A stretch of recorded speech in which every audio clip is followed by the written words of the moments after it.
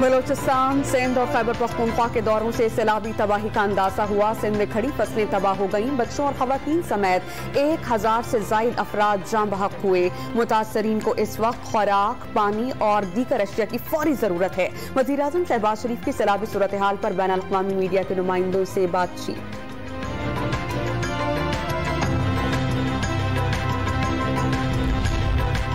वज़ीर ख़ारजा बिलावल भुट्टो की जबरदस्त सिफारतकारी। सैलाब मुतासरीन की मदद के लिए बिलावल भुट्टो की अपील पर आलमी इदारों का मुस्बत रद्द अमल।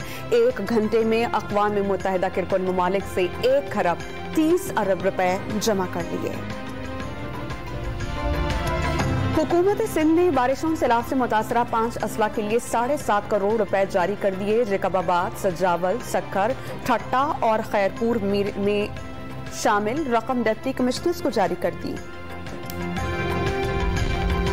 Core commander Balochistan lieutenant general Asif Ghafoor का क़ला सैफुल्लाह में रिलीफ कैंप का दौरा। सैलाब में जाँ बहक 7 अफराद के लिए फातिहा ख्वानी, नुकसानात का तख्मीना लगाने और बहाली पर तवज्जो मरकूज है। लेफ्टिनेंट जनरल आसिफ गफूर की मुतासरा इलाका जात की बहाली के लिए हर मुमकिन इक़दाम उठाने की यकीन दहानी।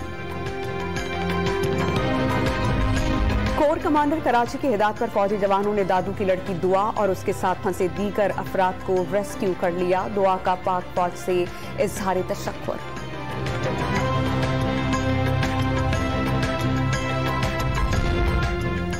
फ्यूल और टैक्स की मद में भारी चार्जेस वसूल करने पर के इलेक्ट्रिक के खिलाफ दरख्वास्त। सिंध हाई कोर्ट ने जमात इस्लामी की दरख्वास्त पर नैपरा और के इलेक्ट्रिक को नोटिस जारी कर दिया।